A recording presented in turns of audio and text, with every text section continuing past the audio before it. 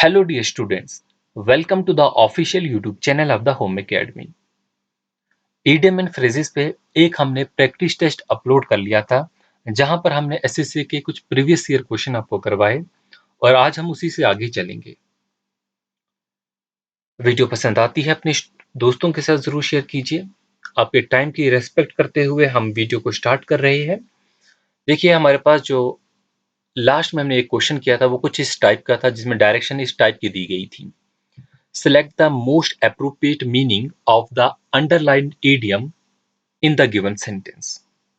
कि हमें सिलेक्ट करना है appropriate meaning। हमारे पास एक सेंटेंस दिया जाएगा, उस सेंटेंस में इडियम जो होगा या फ्रेज जो होगा उसे अंडरलाइन किया जाएगा और हमें नीचे 4 ऑप्शन दिए जाते हैं जिनमें से हमें appropriate meaning जो है वो चूज करना होगा। तो पढ़ते हैं यहाँ का क्वेश्चन। आप जो है एक बार क्वेश्चन को जरूर पढ़िए और खुद से आंसर देने की कोशिश कीजिए। क्वेश्चन है, coming from an affluent family, she found herself a square peg in a round hole when she married a poor farmer and moved to a small village. तो इस सेंटेंस का मीनिंग समझने की कोशिश कीजिए।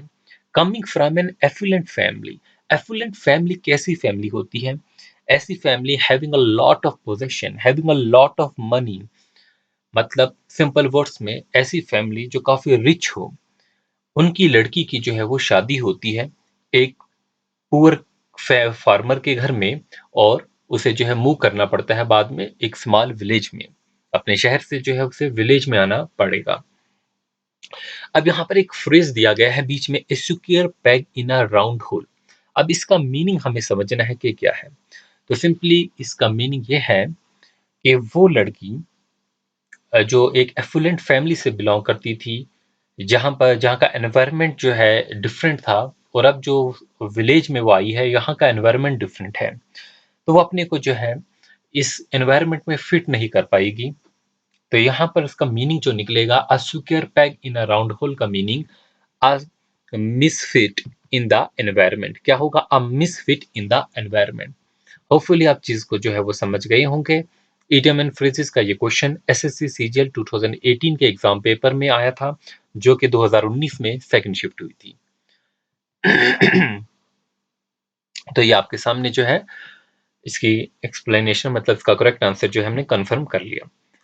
अब देखिए ये कुछ इडियम्स हैं। जैसे कि हम एक डेली बेसिस पे इडियम जो अपलोड करते थे, वो प्लेलिस्ट आपके पास है, आप जाके उधर देख सकते हैं।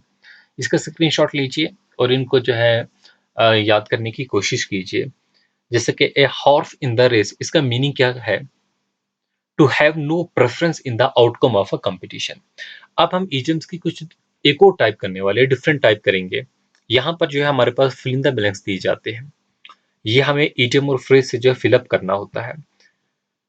ये हमारी थर्ड टाइप है। Look I will pay you back, would you please call the dash dash. तो देखिए अब ये जो डैश डैश है ये बेसिकली इडियम एंड फ्रेज है। यहाँ पर आपको एक अप्रोप्रिएट इडियम या अप्रोप्रिएट जो है फ्रेज का यूज करना पड़ेगा। तो बताइए क्या आएगा? Look I will pay you back, would you please call the dash dash. तो यहाँ पर सही आंसर जो होगा वो डॉग्स ऑफ होगा। मतलब डॉग्स ऑफ क्या होगा, इसका मीनिंग हम समझेंगे कि हम आपको जो है वो जो भी आपकी कीमत होगी वो तो दे देंगे।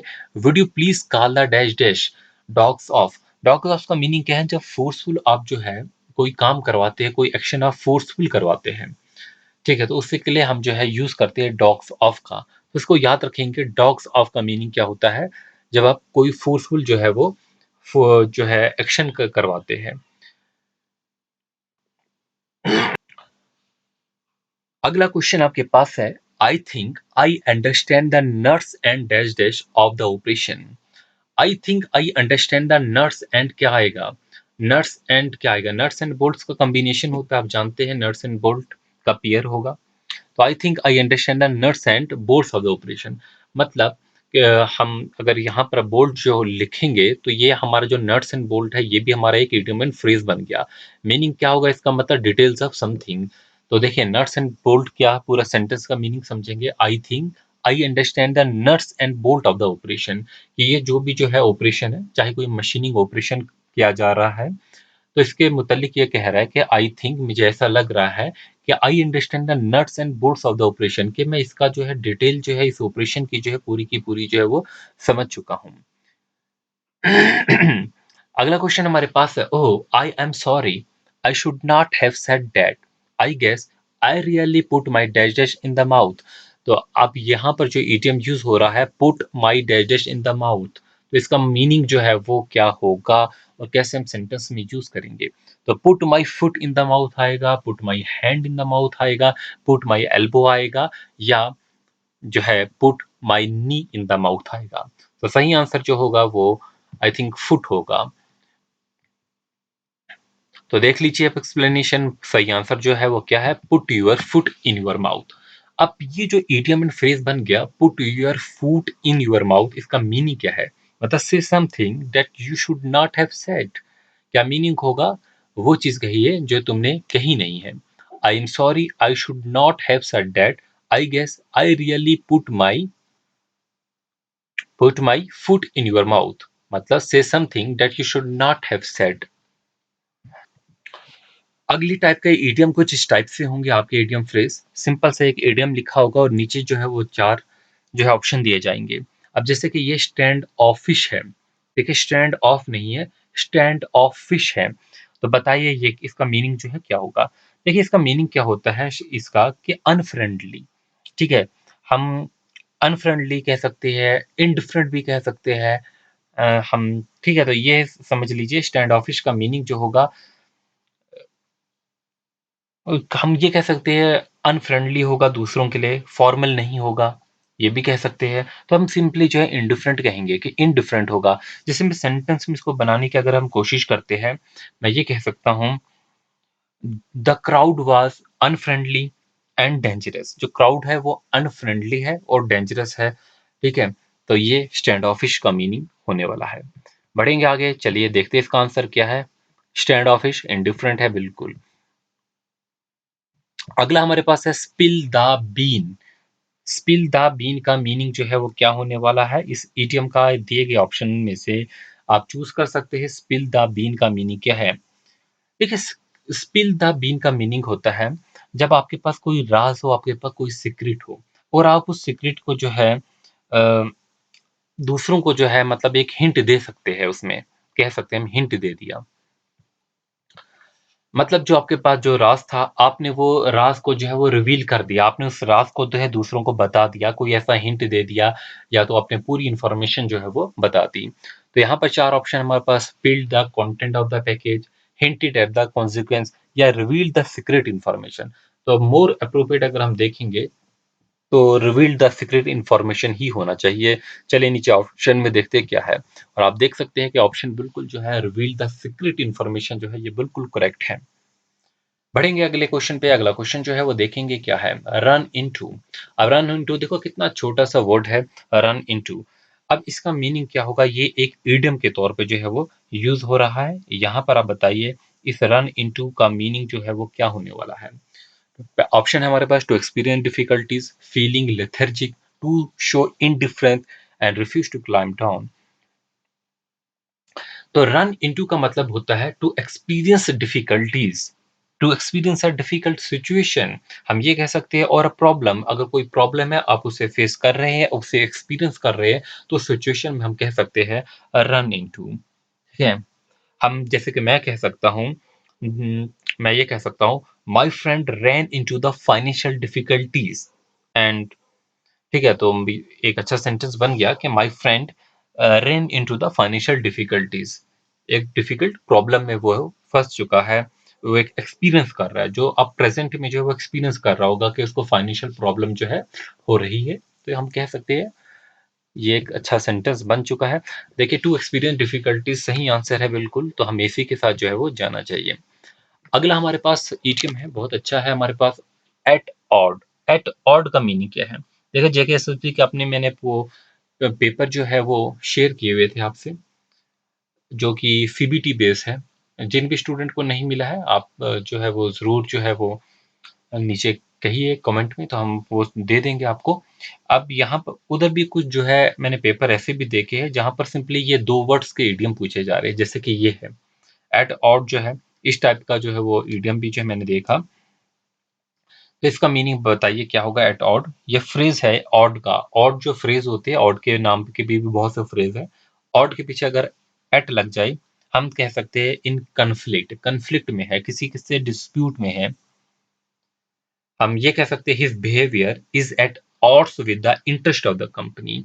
ठीक है, तो उसका बिहेवियर जो होगा वो डिस्प्यूट हम कह सकते हैं। तो इन डिस्प्यूट जो है सही आंसर है, आप चेक कर सकते हैं। चलिए अगला देख लेते हैं। To hold something in leash, क्या मीनिंग होगा इसका? To hold something in leash, जरूर गैस कीजिए। मैं आपको टाइम दे रहा हूं कि आप नीचे जो है वो कमेंट कर सकते हैं। To hold something in leash, इसका मीनिंग क्या होगा?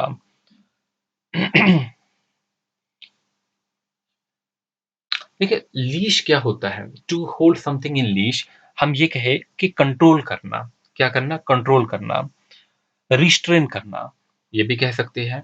मतलब जैसे आप देखेंगे कि कोई क्राउड आता है या रियोटर्स होते हैं जो रियोट करते हैं, ठीक है, जो माहौल को खराब करना चाहते हैं, तो उनके लिए हम यूज कर सकते हैं we need to hold in leash the rioters for the peace of the city, ऐसे हम कह सकते हैं। ठीक है, तो यहाँ पर हम रिस्ट्रेन भी कह सकते हैं।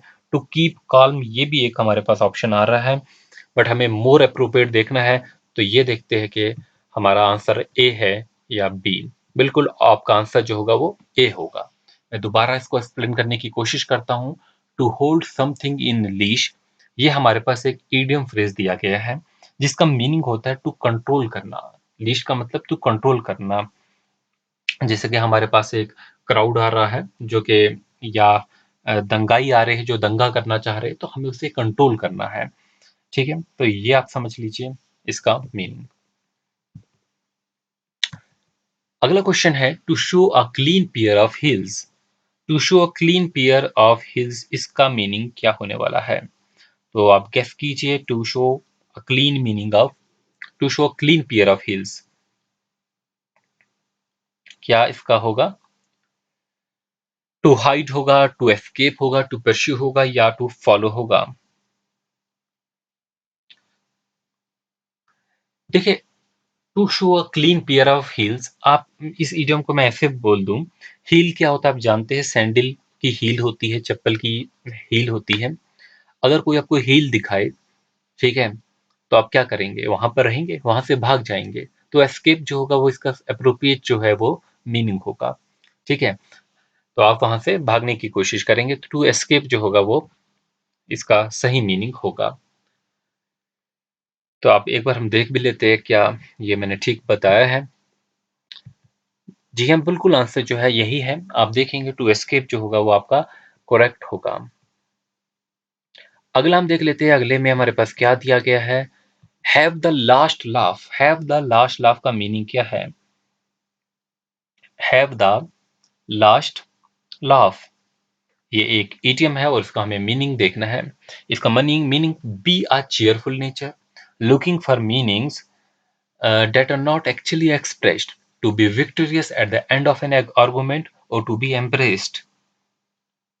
ठीक है, have the last laugh, last से समझ जाइए कि एंड पे जो है आप विक्टोरियस होंगे, एंड पे आपकी जीत होगी। मतलब कोई दो जने, दो पर्सन जो है वो बहस कर रहे हैं, और लास्ट पे जो है अगर जो विक्टोरियस होता है, जो जीतता है, वो हंसता हंसेगा। अगर ये उसके मुतल्लिक कहा गया है कि कोई भी आर्गुमेंट हो रही है, लास्ट पे जो है जो भी विक्टोरियस होगा उसमें जीत जाएगा। तो वो जो लास्ट पे हंसता है उसे हम कह सकते हैं हैव द लास्ट लाफ।